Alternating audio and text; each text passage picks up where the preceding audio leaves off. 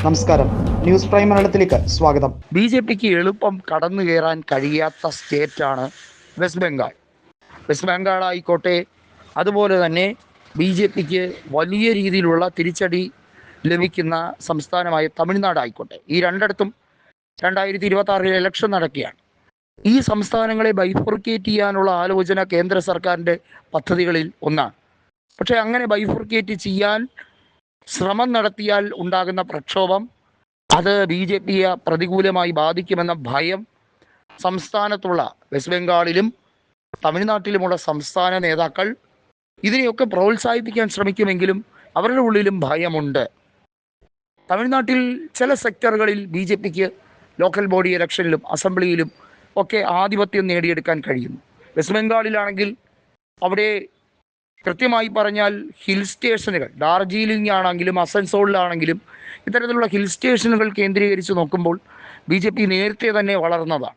ഉദാഹരണത്തിന് ഡാർജിലിംഗിൽ കഴിഞ്ഞ കുറേ നാളുകളായി ബി.ജെ.പി ലോക്സഭാ സീറ്റ് തുടർച്ചയായി നിലനിർത്തിക്കൊണ്ടിരിക്കുന്നു.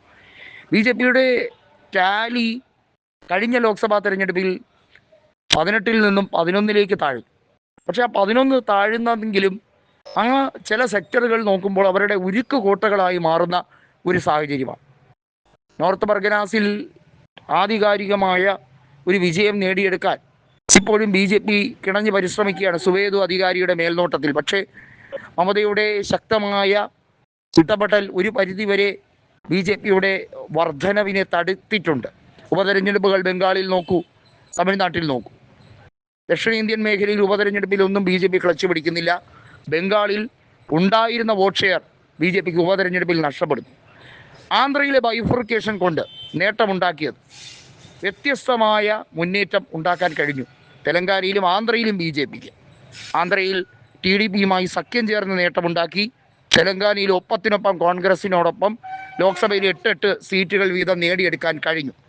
ഇവിടെ എടുത്തു പറയേണ്ടത്, തെലങ്കാനയിലും ഈ പറയുന്ന സംവിധാനങ്ങൾ രൂപീകരിക്കാൻ ശ്രമിച്ചപ്പോൾ ജൂബിലി ഹിൽസിൽ നടന്ന തിരിച്ചടി അവരെ വിഷമത്തിൽ ആഴ്ത്തിയിരിക്കുകയാണ്. അതായത് ഉത്തർപ്രദേശിലോ നോർത്തിലോ നടക്കുന്ന കള്ളക്കളികൾ അല്ലെങ്കിൽ തിരിട പരിപാടികളൊന്നും ഇത്തരം സ്റ്റേറ്റുകളിൽ ഒരു രീതിയിലും അത് ഇംപ്ലിമെൻ്റ് ചെയ്യാൻ, അവലംബിക്കാൻ കഴിയില്ല.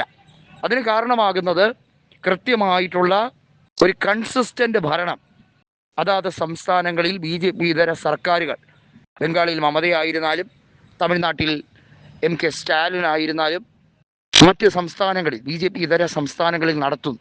ഇവിടെ ബൈഫർക്കേറ്റ് ചെയ്തെങ്കിലും കുറേ സെക്ടറുകൾ പിടിച്ചെടുക്കാമെന്ന ദുരാഗ്രഹവുമായി നടക്കുമ്പോൾ പണി പാലും വെള്ളത്തിൽ കിട്ടും. പ്രക്ഷോഭം ആളിക്കത്തും, അടി പാഴ്സലായി വീഴും. ഇതൊക്കെ നല്ലപോലെ ഭയപ്പെടുത്തുന്നുണ്ട്. അതുകൊണ്ട് മാത്രമാണ് തൽക്കാലം സംഘപരിവാർ അടങ്ങിയിരിക്കുന്നത്.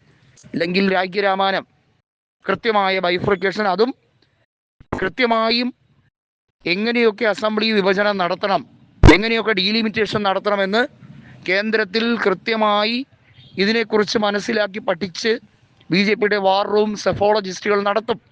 പക്ഷേ തൽക്കാലം അതിനുള്ള ശ്രമം നടക്കില്ല. ഈ ഇലക്ഷനും ബി.ജെ.പി തോറ്റു തുന്നം പാടും.